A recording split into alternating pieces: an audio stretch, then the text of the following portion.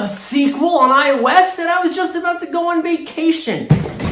Well, I don't know if this counts as a sequel. Basically, when I was doing research for this video, I came across a game called Pac-Man Kart Rally, which even the fandom wikis don't know if it counts. So we're probably just screwed here. We're flying into some unprecedented territory, and that's what I do best. This game was released on mobile phones in 2010, but was delisted from everything in 2018. You see, in 2017, Namco was like, yeah, that's good, keep it up, guys. But in 2018, they were like, nope, we can't have this on the App Store. Take it down right now. Apparently, it's on the Amazon Fire TV still too, to this day. For all 6 of you who regularly use it? Well, the only way I could play this game, kinda, was to get an Android emulation app named BlueStacks. Unfortunately, I could only find a demo, and I think I got a virus in the process. I don't know what this is, but it's a life lesson you gotta sacrifice for your... Booting up the game, we see... What the fuck is this?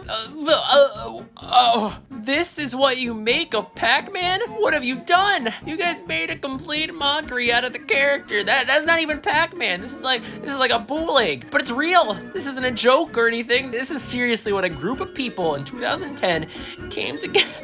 Oh my God. Everything just looks so...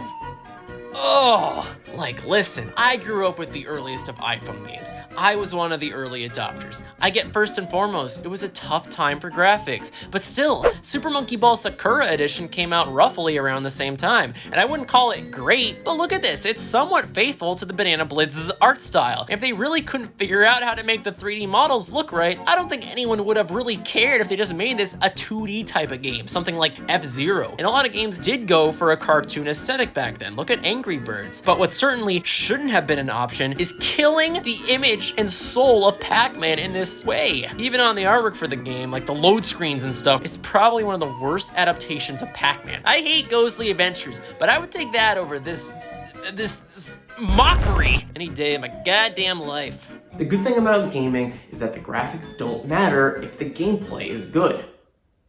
It doesn't apply here. Okay, so listen, I'm playing with a mouse, I get it, this isn't a one-for-one experience, and there's probably a few emulation bugs, but even with a touchscreen, man, I can't imagine this would play that well. It's really awkward to move in any sort of direction, and I'm laughing because that's the biggest aspect of a racing game. The AI is completely unbalanced too. If they get in front of you, you pretty much already lost. I feel like there's a significant lack of rubber banding in the coding here. For those who don't know what that means, if you're in last, the ghosts get a little bit slower, and vice versa, to balance out the race and give everyone a bit more of a fair chance during the duration of it. Just go to a Mario Kart 64 review and I'm sure someone will be complaining about it. Basically here, I don't think they programmed it or didn't program it that much, so when you fall behind, you really fall behind. In fact, the only reason I was able to even win the first race was because of a glitch I discovered. Going backwards past the finish line here, for some reason, let me skip to the second lap. I couldn't replicate this again for the life of me. Are you surprised though? This is beyond spaghetti code. It's like whole grains. And to be fair, this part of the game could just be running extra weird because I'm on BlueStacks, but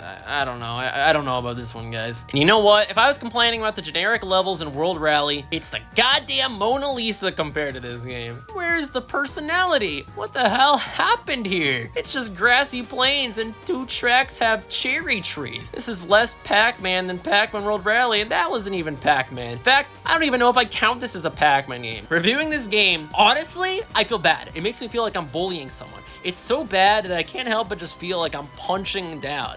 I can't do this, guys. I'm sorry. It almost feels like this should be beyond critique, because the developers, I feel bad for them. They clearly had no idea what they were doing, and it's a good thing this game was never talked about, because honestly, if Pac-Man World Rally was the Monkey Ball Adventure of the franchise, this is the Sonic 06 of it. Well, I guess this concludes our Pac-Man World retrospective, and it's kind of just like, should I have even put this in the retrospective? Well, you know what? Maybe they shouldn't have put the word Pac-Man World in the title. Also, I just got sued by Namco for showing off that kart racing game on iOS because they said it's too damaging to the Pac-Man brand. You guys signed off on this game, what?